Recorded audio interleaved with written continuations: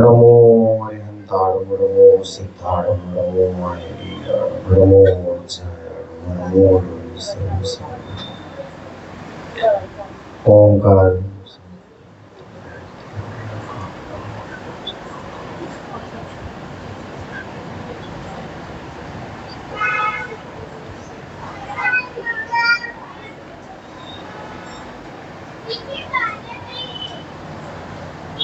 मंगलम भगवान वीरो मंगलम गौतमोदरी मंगलम कुंदकुंदारियो जयधर्मोस्तुंगल सर्वमंगलमंगलम सर्वकल्याणकारिकं प्रदानं सर्वधर्माणां जयं जयतु शाश्वतं जयं जयतु शाश्वतं।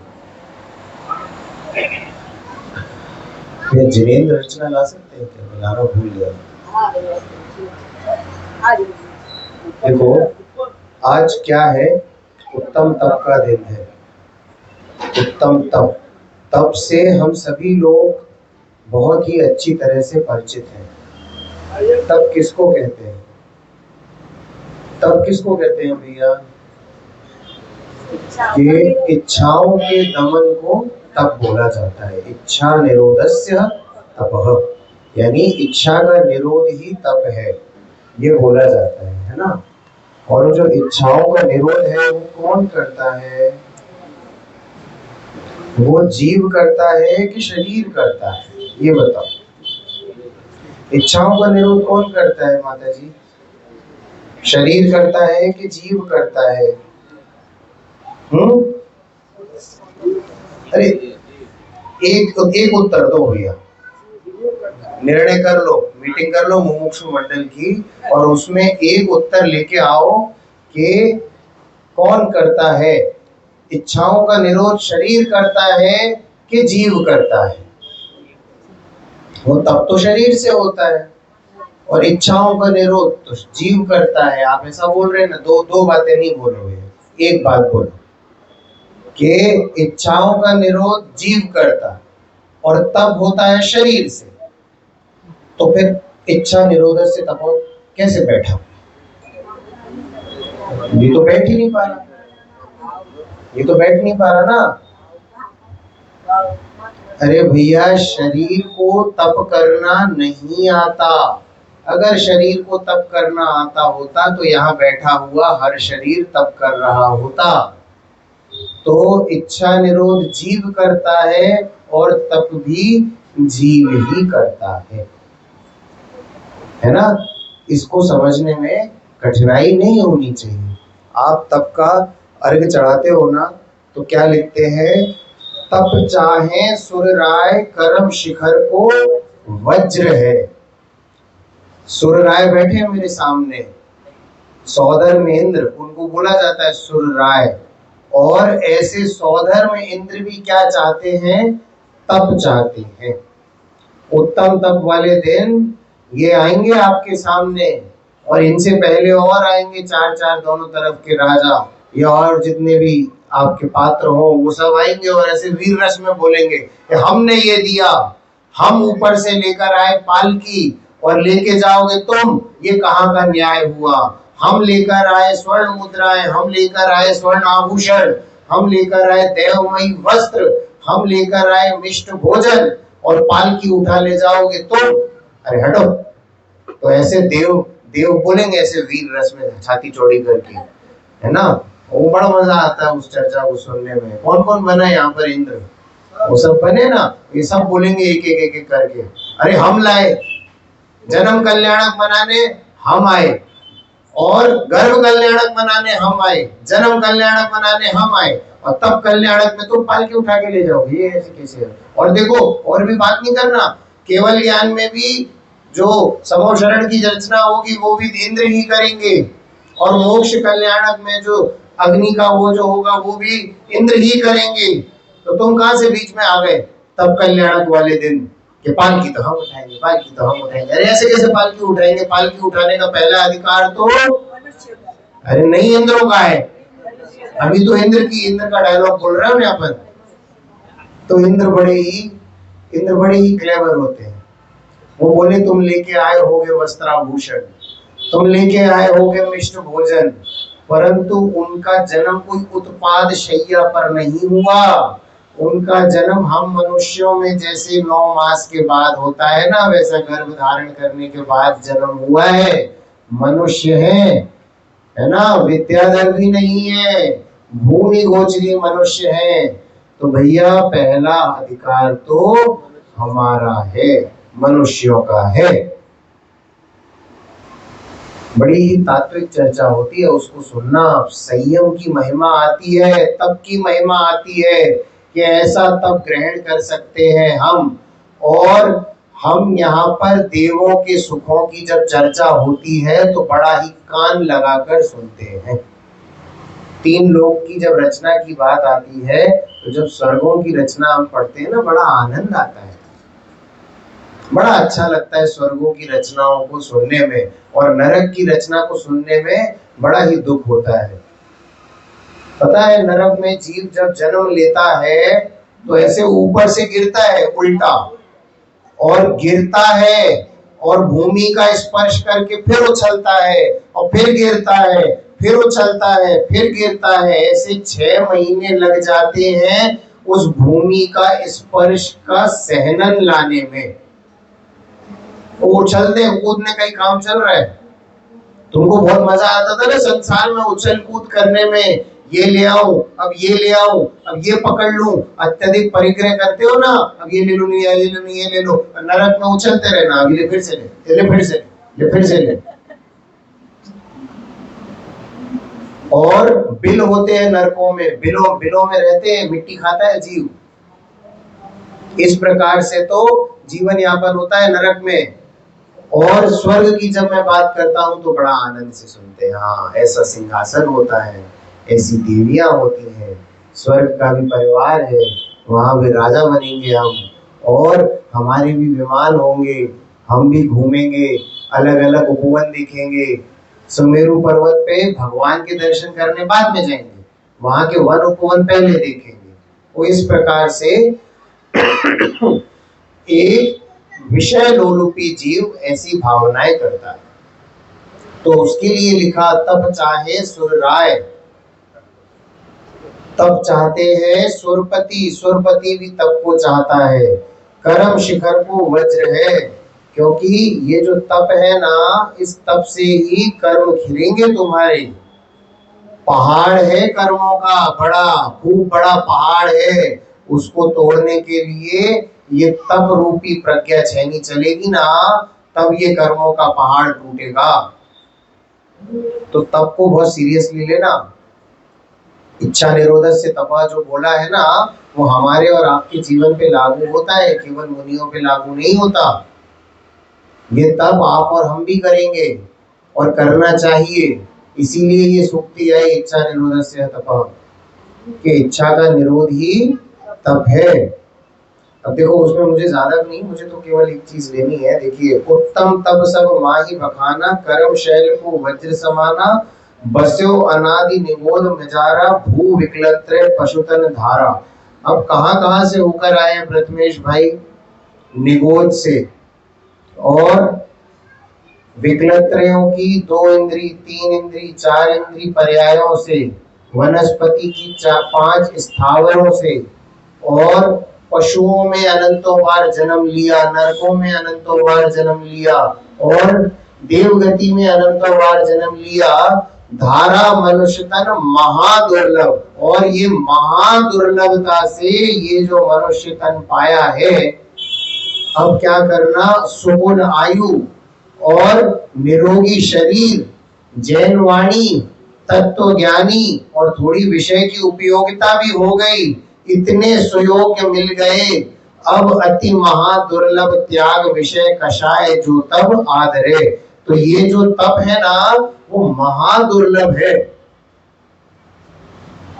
रावण को क्यों विचार आता था कि मुझे व्रत लेने के भाव क्यों नहीं आ रहे, मुझे व्रत लेने के भाव क्यों नहीं आ रहे? वो नरकगामी जीव थे ना, आगे जाके उनको नरक जाने का था, इसीलिए उनको इस प्रकार के तप के और संयम के भाव नहीं आते थे।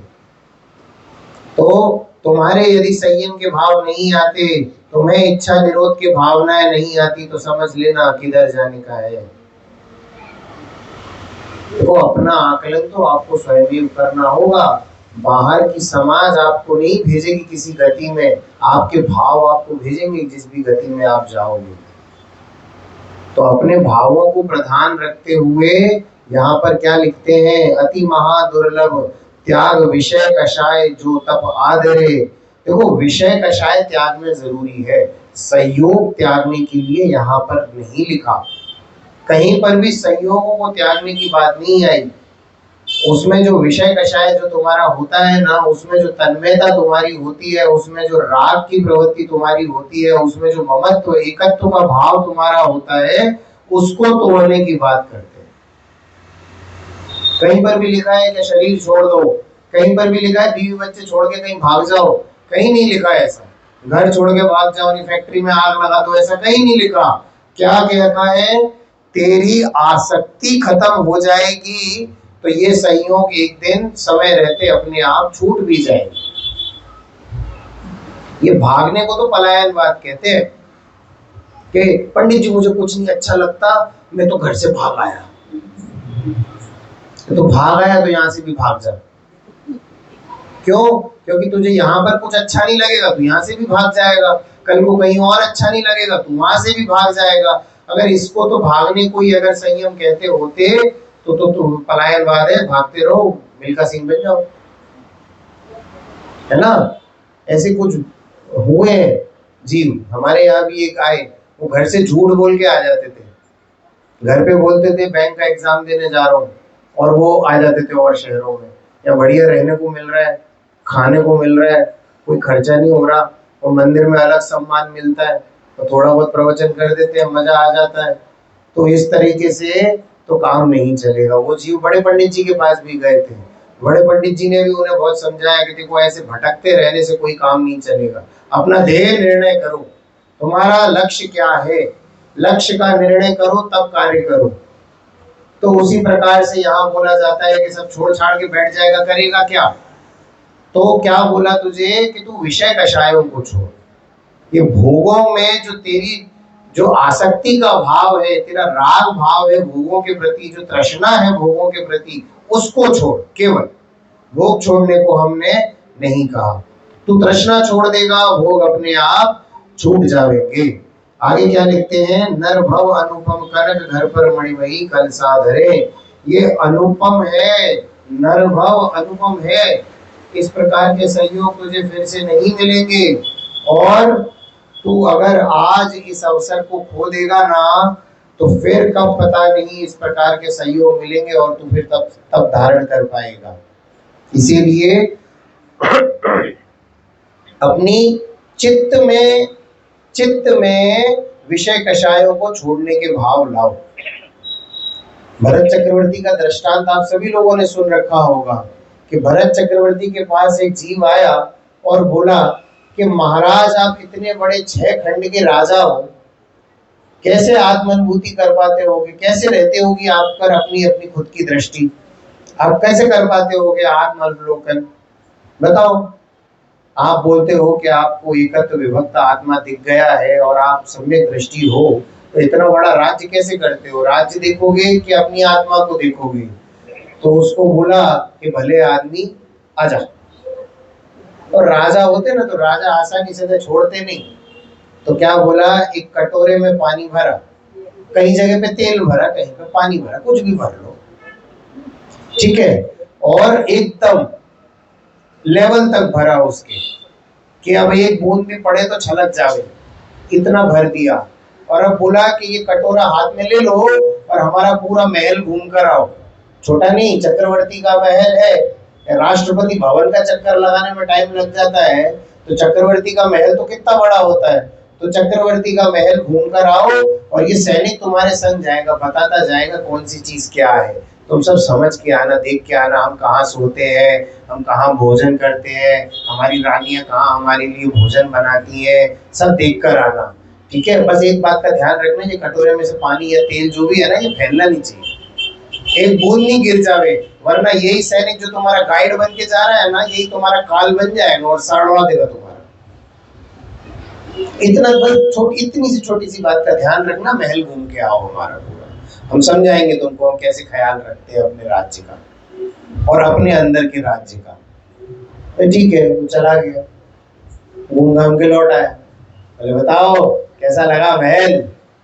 अरे अरे राजा जी काहे का महल, ये कटोरे पे तो नजर थी कि बूंद ना गिर जाए, ये बूंद फैलती तो यहाँ पर महल तो छोड़ो हम तहस नहस हो जाते, तो इसीलिए हमने तो नहीं देखा तुम्हारा महल। बोले इसी प्रकार से मैं संसार को नहीं देखा। मेरी दृष्टि कहाँ है? मेरी दृष्टि तो यहाँ है। संसार तो अपने हिसाब से चलता है। ये 6 खंड का राज्य करने वाला मैं नहीं, 6 खंड का राज्य अनादिकाल से अपने आप ही हो रहा है और आगे भी अपने आप ही होता रहेगा।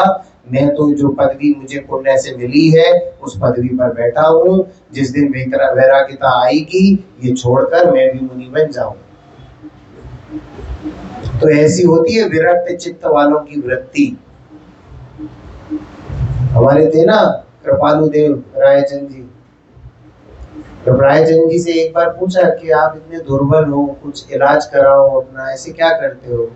तो वो क्या बोले, क्योंकि रायचंद जी देखो छोटे जीव नहीं थे, अंग्रेजों में भी फेमस थे। वो उनको उठाने आए थे अंग्रेज कि इनको भारत से ले चलो, ये भारत लायक नहीं है, विदेश में रखेंगे इनको हम। सहस्त्राबधानी थे ना, और सहस्त्राबधानी थे, उसका उन्होंने एक बार प्रेजेंटेशन किया कि वो 8 अलग अलग 10 अलग अलग कामों को वो लगातार कर रहे थे। 1 घंटा बज रहा था, वो घंटे की टन टन टन टन गिन रहे थे। एक आदमी वो माला जप रहा था तो वो उसकी माला के मन के भी गिन रहे थे। और यहाँ पर वो शतरंज भी खेलते जा रहे थे, और वो कोई मंत्र उच्चारण कर रहा था वो भी सुन रहे थे। वो ये सारे काम को एक साथ कर रहे थे, और वो बारी बारी से सब बता भी दिया उन्होंने। और भी ऐसे कई प्रदर्शन किए। तो जो बाहर के लोग थे ना, दूसरी कंट्री के, वो इनसे इतना प्रभावित हो गए। ब्रिटिश का समय, उस समय इंग्लैंड वालों का राज था, इतना प्रभावित हो गए, वो बोले आप चलो हमारे साथ, हम विदेश रखेंगे आपको। मैं बोला अरे भैया हाथ माफ करो, मुझे आज के बाद ये नहीं करना मुझे। और उस दिन के बाद से उन्होंने इस प्रतिभा का कभी प्रदर्शन नहीं किया। बोले ये प्रतिभा मुझे मेरे धर्म से दूर कर रही है, ऐसी प्रतिभा का क्या फायदा। और फिर बाद में रोग ग्रसित हो गए थे, तो उनसे पूछा कि ये रोग का कुछ उपचार कराओ। तो बोलते हैं देखो 2 बगीचे हैं, अब मैं माली हूँ, मैं एक ही बगीचे का ख्याल रख सकता हूँ, तो मैं अंदर के बगीचे का ख्याल रखता हूँ, वहां तो मैं हरा भरा हूँ। अब बाहर का बगीचा बंजर हो रहा है तो उससे मुझे कोई मतलब नहीं है। बताओ आपकी परिणति ऐसी हो सकती है बहन? केवल आपकी नहीं, मैं तो सबकी कह रहा हूँ। बताओ हमारी परिणति ऐसी हो सकती है, शरीर में कोई रोग हो और अंदर तत्व चिंतन में मन लगा रहे, अरे रोग होता है होने दो, उसका उपचार नहीं करना। ऐसी लग सकती है आपको लगन? मोहे लागी लगन निज गायक की, निज गायक की, ऐसी लगन लग सकती है कि शरीर की चिंता छोड़कर मात्र तत्व ज्ञान तत्व चिंतन में ही मन लगा रहे। रायचंद जी के जब प्रवचन होते थे ना, लोग खिड़की पे लटक लटक के सुनते थे। मीरा भाई जैसे ये है ना, जैसे ये पूरा लबालब भर गया, और अब वहां मेड़ पे चढ़ चढ़ के लोग बैठ गए, बाउंड्री पे चढ़ के बैठ गए, ये खिड़कियों से लटक लटक के सुन रहे हैं, और ये बाहर ये खिड़कियों पे लटक लटक के सुन रहे हैं। इस प्रकार से लोग उनके प्रवचन सुनने के लिए आतुर रहते थे। ऐसी वाणी थी रायचंद जी की। तो छोटे जीव नहीं थे, कोई महान जीव थे, और उनसे सीखो अगर तब सीखना है तो। ये शरीर की रंज मात्र भी चिंता नहीं रहती। ये शरीर है, अपनी अवस्था से है, अपनी अवस्था से एक दिन खत्म भी हो जाएगा। मैं तो जैसा था वैसा ही रहूंगा, इस प्रकार का चिंतन चलता है जब तप की भावना भाते हैं। देखो इच्छा रहित तप ही निर्वाण का कारण है, ऐसा योग सार में 13 नंबर की गाथा बताती है। गाथा का पाठ करते हैं। इच्छा रही हो तब करई अप्पा मुड़े, तौलऊ पावई परम गई पुण्य संसार नहीं। क्या बोलते हैं? हे आत्मा, ये कौन बोल रहा है? ये योगेंद्र देव बोल रहे हैं। किसको बोल रहे हैं? मुझे बोल रहे हैं। हे आत्मा बोला ना, तो ये मुझे बोल रहे हैं। हे नीरव, हे जिनेंद्र, हे प्रतीक, हे प्रथमेश। अब ऐसा कितनी बार लिखेंगे?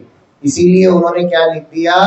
हे आत्मा, यदि तू इच्छा रहित होकर तप करे व आत्मा का अनुभव करे तो तू शीघ्र ही परम गति को पावे, फिर निश्चय से कभी संसार में नहीं आवे। क्या बोला? हे आत्मा, यदि तू इच्छा रहित होकर। अब आप बताओ, इच्छा रहित पहले होंगे कि पहले तप की आराधना होगी?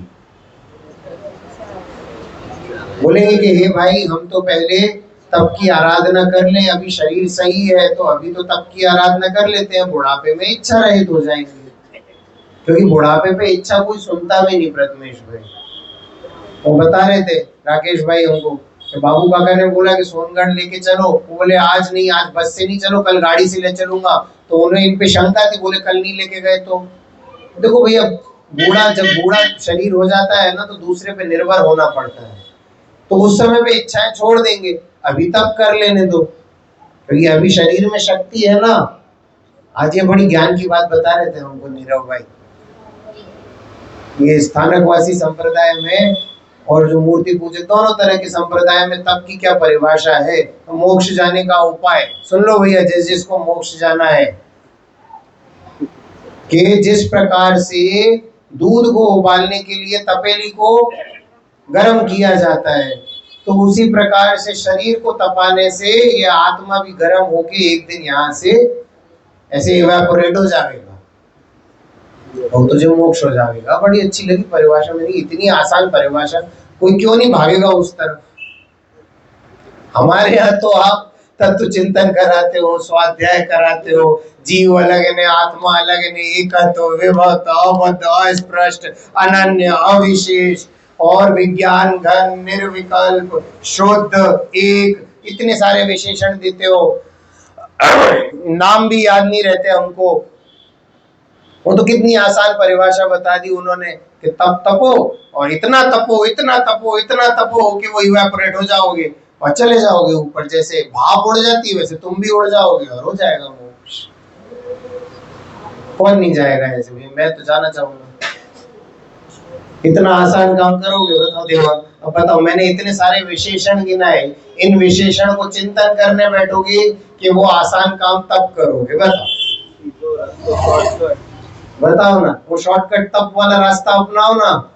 चलो हम बोलते हैं भैया तुम तप वाला रास्ता अपनाओ, संग में ये विशेषण याद करते चलो। बस ये विशेषण याद कर लोगे तो गलत मार्ग पे चलते चलते भी एक दिन याद आ जाएगा, अरे ये तो गलत मार्ग है, यू टर्न ले लो, वापस आ जाओ। इसीलिए श्री गुरु तुझे कहते हैं कि गलत मार्ग पर मत चल।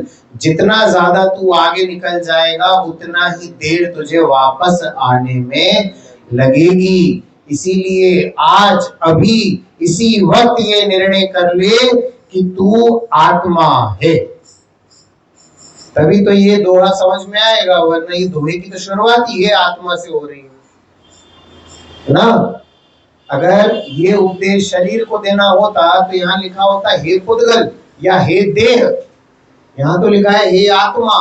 तो ये उपदेश आत्मा को दिया जा रहा है कि यदि तू इच्छा रहित होकर तप करे, वह आत्मा का अनुभव करे, तो तू शीघ्र ही परम गति को पावेगा, फिर निश्चय से कभी संसार में नहीं आएगा।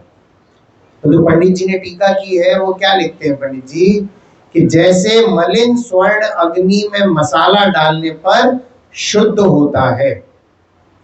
आप लोगों ने देखा है जब जेवर गलवाते हैं, जेवर कोई किसी के भरोसे तो नहीं गलवाता होगा, इतना सम्यक दृष्टि यहाँ पर कोई नहीं बैठा।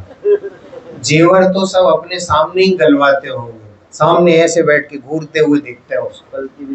अरे मतलब नहीं, सच में कह रहा हूँ, तो जेवर गलता है, आप गलवाना कभी, सामने बैठ के देखना, वो ऐसे देखना पड़ता है क्योंकि वो पता नहीं उसमें मिट्टी क्या और सोना क्या, वो ऐसा दिखता है।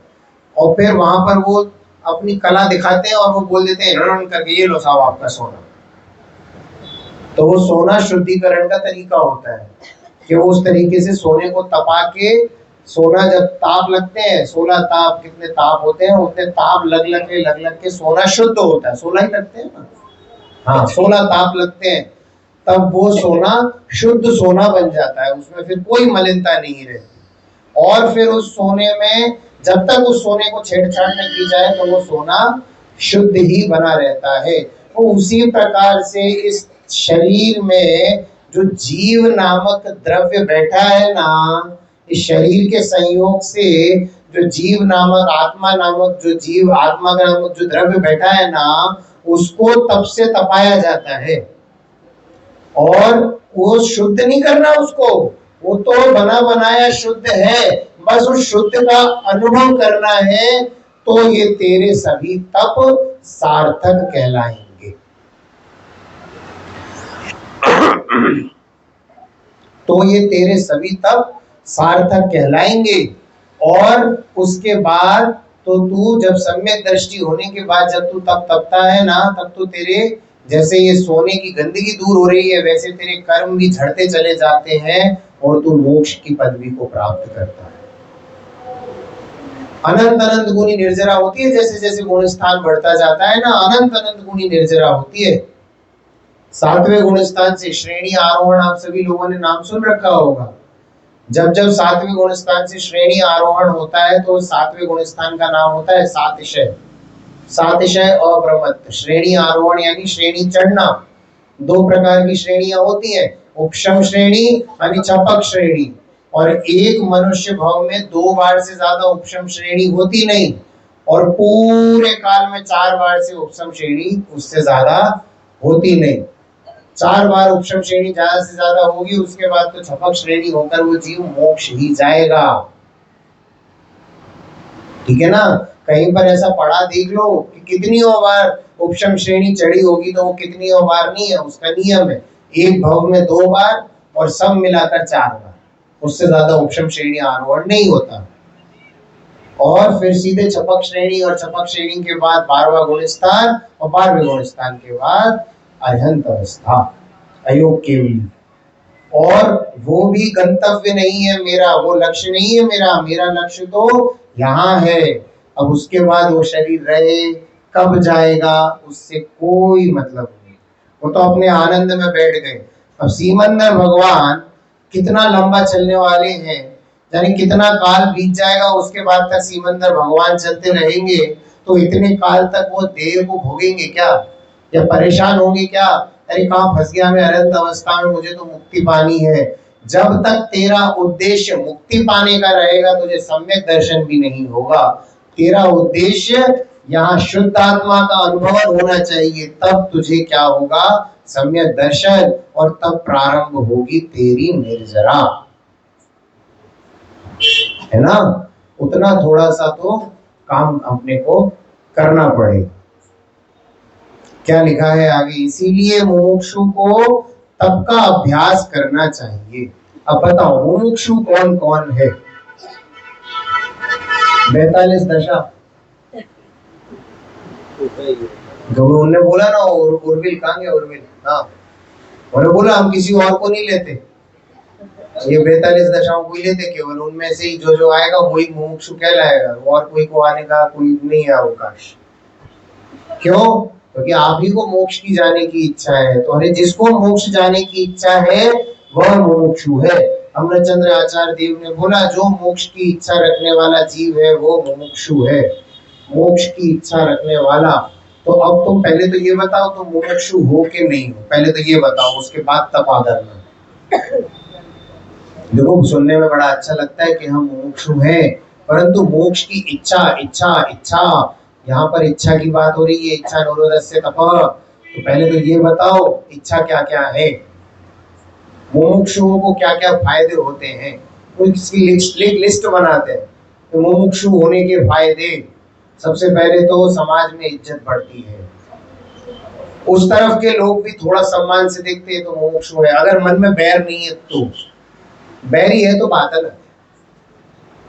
और क्या फायदा होता है कि हमें ज्यादा क्रिया कांड नहीं करने पड़ते, स्वाध्याय करो यानी मजा करो, हम मुमुक्षु है। दर्शन करो और स्वाध्याय करो, मजा करो, हम मुमुक्षु है। भोजन 2 टाइम करो, हम मुमुक्षु है। रात का डब्बा भी खा लो, हम तो मुमुक्षु है। अरे भैया ऐसा मुमुक्षु नहीं है। तो मोक्ष की अगर इच्छा रखेगा ना तो उस अनुरूप ही कार्य होंगे, उस अनुरूप ही भाव होंगे। तेरी जैसी इच्छा होगी ना मोक्ष जाने की, तो उसी प्रकार से तेरी और इच्छाएं होंगी कि मैं तब भी करूंगा और मुनिराज बनूंगा और एक दिन मोक्ष में जाऊंगा। मुमुक्षु को तप का अभ्यास करना चाहिए, तप करते हुए किसी भी प्रकार की इच्छा नहीं रखना चाहिए।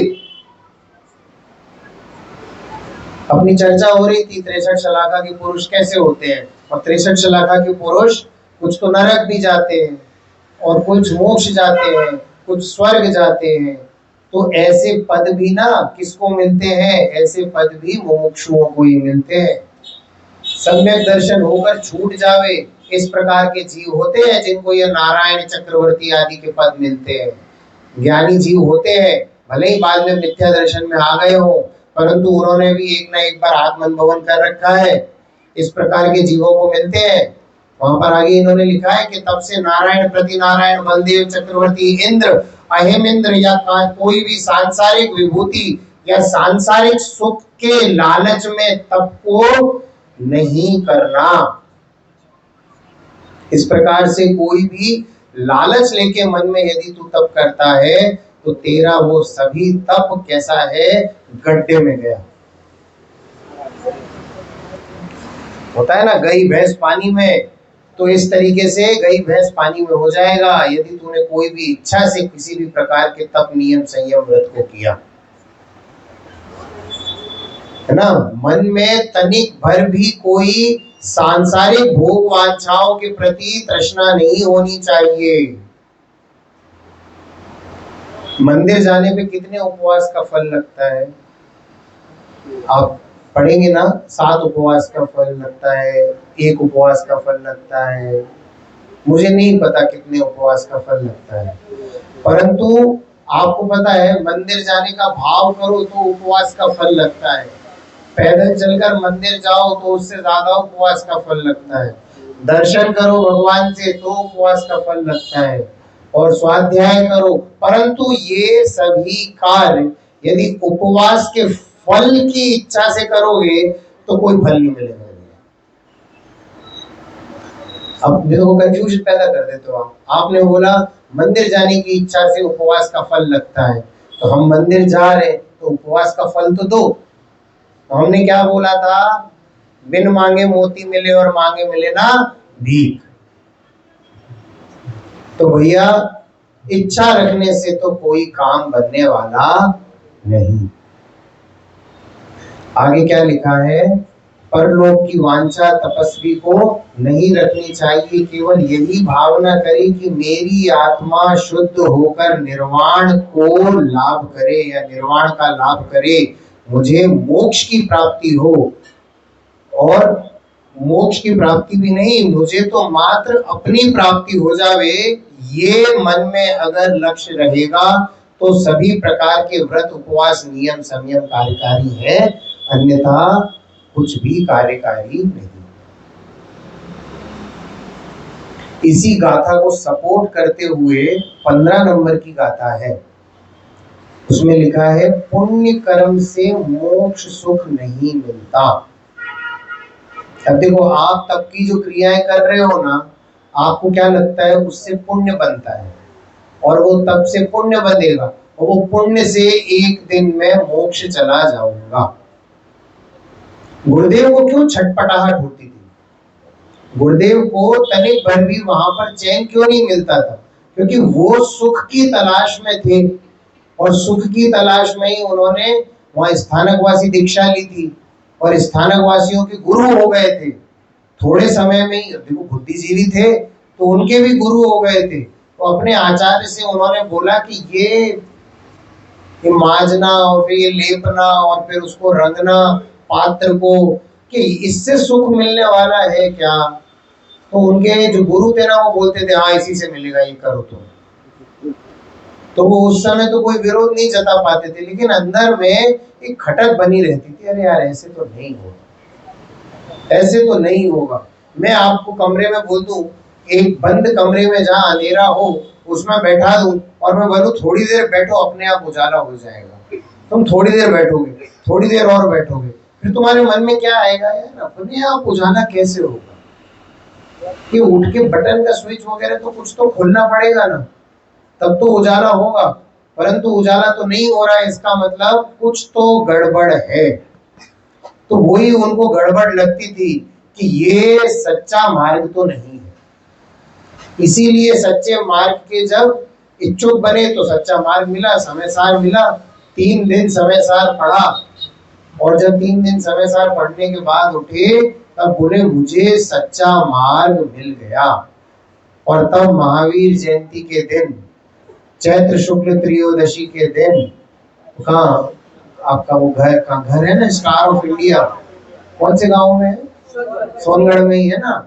हाँ, स्टार ऑफ इंडिया में पार्श्वनाथ भगवान की तस्वीर के सामने मुख पट्टी छोड़ दी और अब बोले अब मैं इस पाप मार्ग में फिर से नहीं जाऊंगा।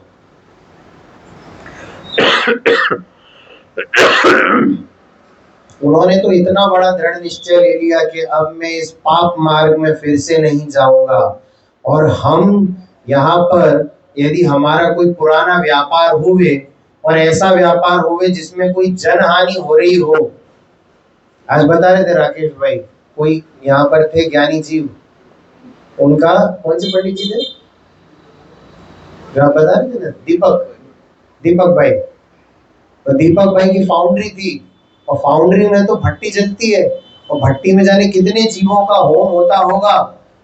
तो उन्होंने क्या देखा कि अरे ये तो बड़ा ही हिंसा का व्यापार है, चलता हुआ धंधा बंद किया राकेश भाई, प्रॉफिटेबल बिजनेस होगा ना, ऐसा वैसा थोड़ी फाउंड्री लगाना आसान काम थोड़ी होता है।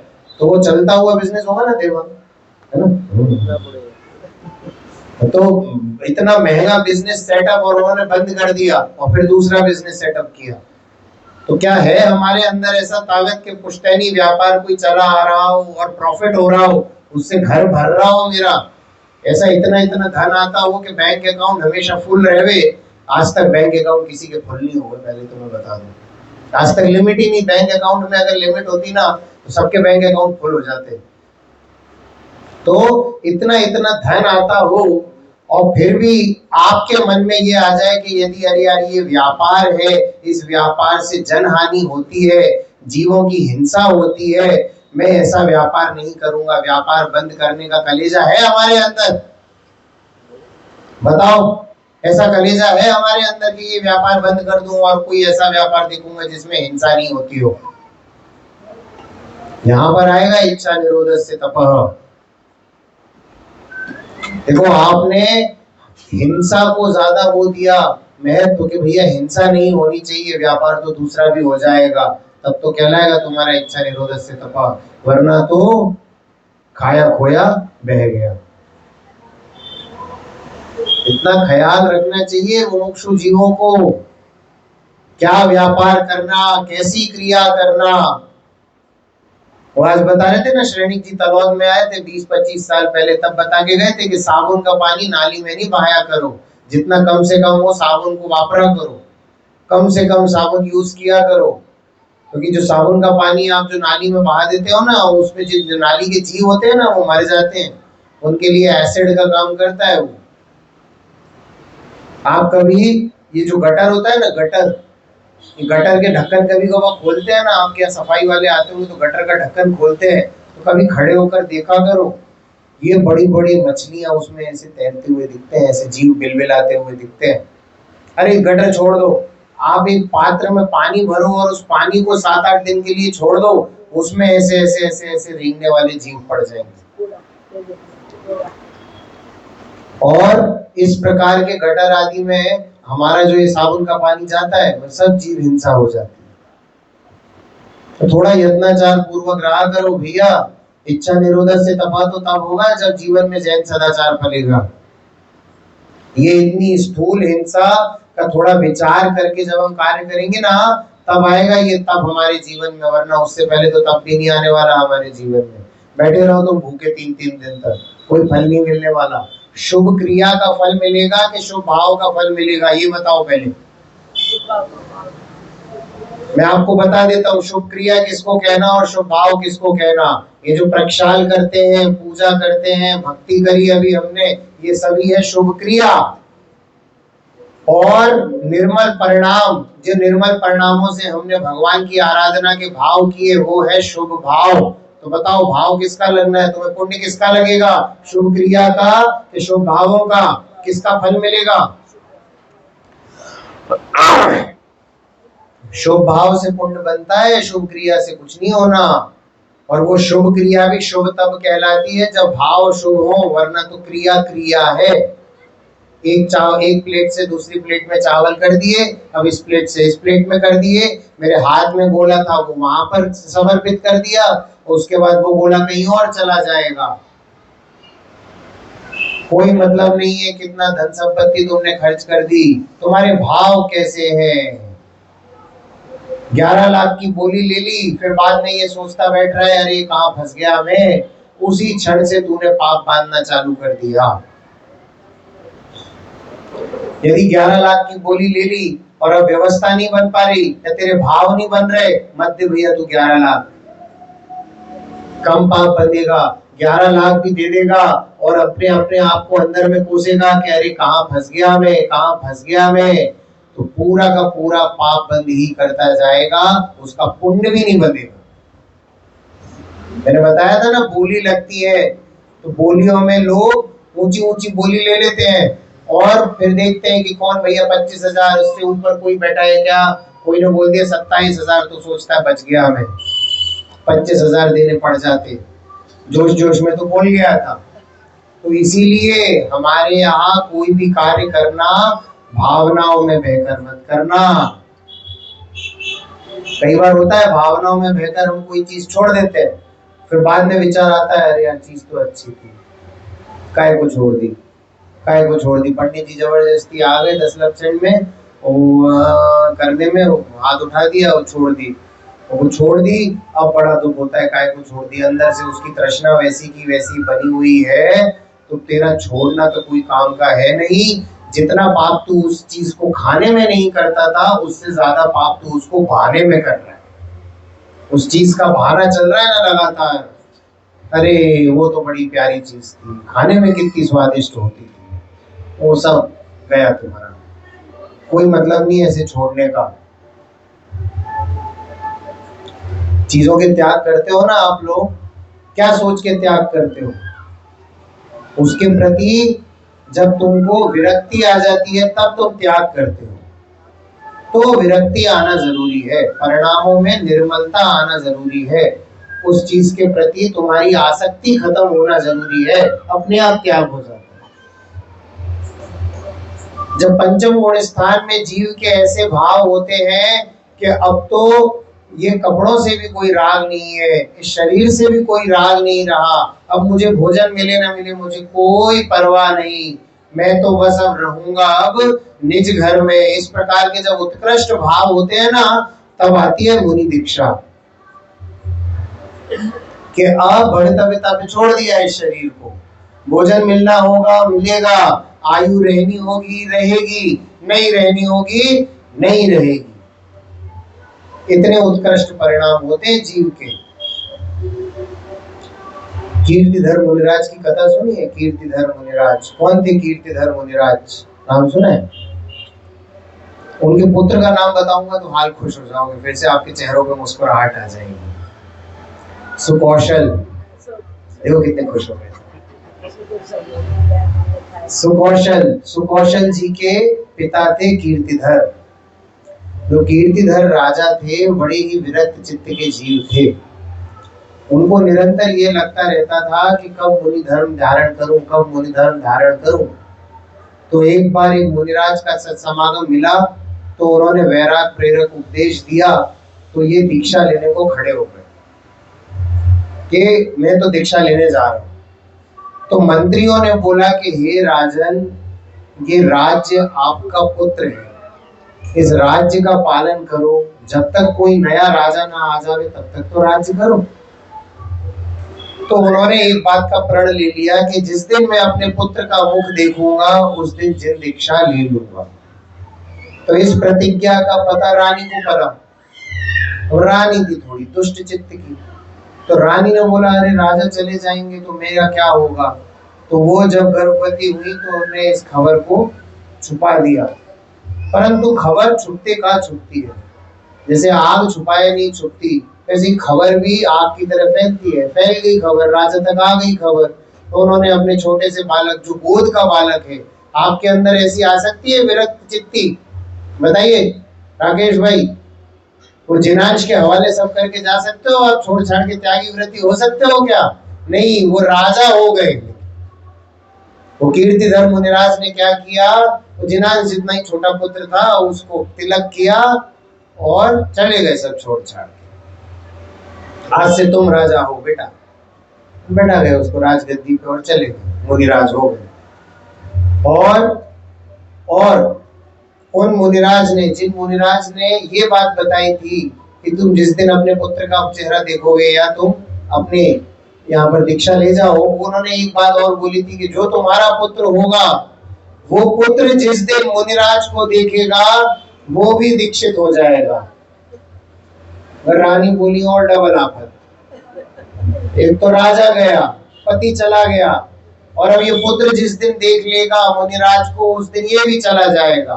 तो उन्होंने इस तरह से महल की बनावट बनाई कि चारों तरफ ऊंची ऊंची दीवारें उठवा दी, सब कर दिया कि इसको बाहर का कुछ दिखने ही ना पाए। सुंदर सुंदर स्त्रियों से उसका विवाह करवा दिया, रानियां ला दी खूब सारी, भोग उपभोग करो और ऐसी शैया पर सो, और सब तरीके की व्यवस्थाएं जमा दी उसको कि राग रंग में ऐसा लिप्त कर दिया कि उसको जैन धर्म का पता ही न पड़े। परंतु भव्य जीवों को उनकी प्रिय वस्तु मिल ही जाती है।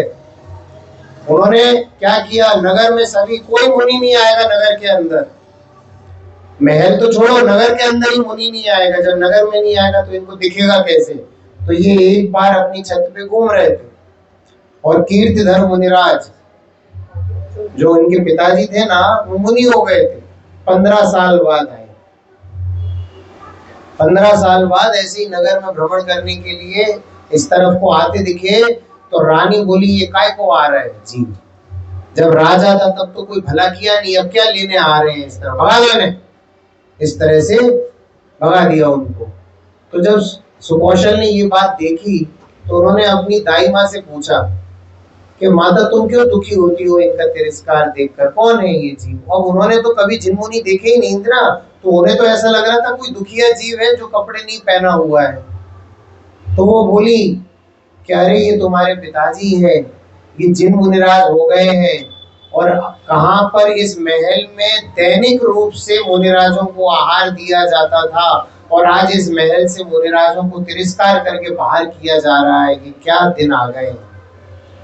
तो उन्होंने बोला अगर ऐसा है तो अपनी छत से ही उतर गए नीचे और दौड़े दौड़े दौड़े दौड़े दौड़े दौड़े मुनिराज के कदमों में जाकर बैठ गए और बोले हे मुनिराज, सच्चे सुख का मार्ग बताइए। तो मुनिराज ने बताया सच्चे सुख का मार्ग, और वो तो बता के गए थे जिस दिन ये मुनिराज के दर्शन करेगा स्वयं ही वो मुनिराज हो जाएगा। वो भी मुनि हो गए और तपस्या करने लगे। और यहाँ रानी हाय हाय हाय हाय हाय हाय करके मरण को प्राप्त हो गई। और मरण को प्राप्त होने के बाद कलुषित परिणाम से यदि तुम्हारा मरण होता है तो त्रियंच गति में जन्म होता है। तो उसको भी त्रियंच गति मिली, शेरनी हुई, बाघिनी, सिंगनी, शेरनी, अलग अलग जगह अलग अलग शब्दों का प्रयोग हुआ है। तो वो हो गई और वो जंगल में घूमती थी। तो जंगल में उसने ये 2 मुनिराजों को तपस्या करते हुए देखा। तो पूर्व भव के बैरवश सुकौशल मुनिराज को खाने लगी। अब आप बताओ, देखो तप किसको कहते हैं आपको पता है? ये साइंस ने बताया है। ये जो शेर की जीभ होती है ना, टंग, उसमें इस प्रकार के रोग होते हैं कि वो अगर हमारी स्किन को चाट लेवे ना तो पहली वाली परत उतर जाती है, इतनी स्ट्रॉन्ग पकड़ होती है उसकी टंग की। और उस प्रकार का शेर और ऐसे मुनिराज के शरीर को खा रहा है और उसके बच्चे भी खा रहे शेरनी के, और वो खाता जा रही है, खाते जा रही है, खाते जा रही है। पूर्व बैर था और जब खाने लगी तो यहाँ पर तो उनका देखो भैया शरीर की स्थिति पूरी हुई। शरीर की स्थिति पूरी हुई, जैसे ही शरीर की स्थिति पूरी हुई उनको केवल ज्ञान हो गया और उसी वक्त मोक्ष भी हो गया। अंतःकृत केवली हुए, केवल ज्ञान और उसी समय मोक्ष। ऊपर से देव आए और उनका केवल ज्ञान और मोक्ष ज्ञान का कल्याणक बना के वापस चले गए। और शेरनी को लगा कि ये तो कोई पहचान का जीव था। तब वहां जो कीर्तिधर मुनिराज थे ना, वो कीर्तिधर मुनिराज ने बोला कि हे अभागन, जिसके लिए तूने अपने प्राणों की आहुति दे दी, जिसके लिए तू रो रो कर मर गई, ये वही पुत्र था जिसको तूने अभी खा लिया। तो शेरनी को पश्चाताप हुआ, ऐसा पश्चाताप हुआ कि उसने भी संयम धारण किया, स्त्रीलिंग छेद दिया, क्योंकि वो भी तो स्त्रीलिंग था ना, शेरनी की पर्याय, स्त्रीलिंग छेद दिया और स्वर्ग में जाकर देव हुई। और कीर्तिधर मुनिराज को भी केवल ज्ञान हुआ और वो भी मोक्ष में चले गए। ऐसा होता है तप। तप को हल्के में मत लेना भैया, बहुत ही उत्कृष्ट चीज है तप। तप त्यागे मुनिराज, तप करते हैं मुनिराज, त्याग करके, समस्त चीजों का त्याग करके क्या करते हैं मुनिराज? तप करते हैं, इच्छाओं का निरोध कर कर तप करते हैं। और जो पंचम गुण स्थान वर्ती श्रावक होते हैं वो भी भोग विलासों से अपने आप को दूर करके ऐसा उत्कृष्ट तप पाने की भावनाएं भाते हैं। इसी प्रकार की मंगल भावनाएं हम भी भाएं। अभी की बात को यही विराम।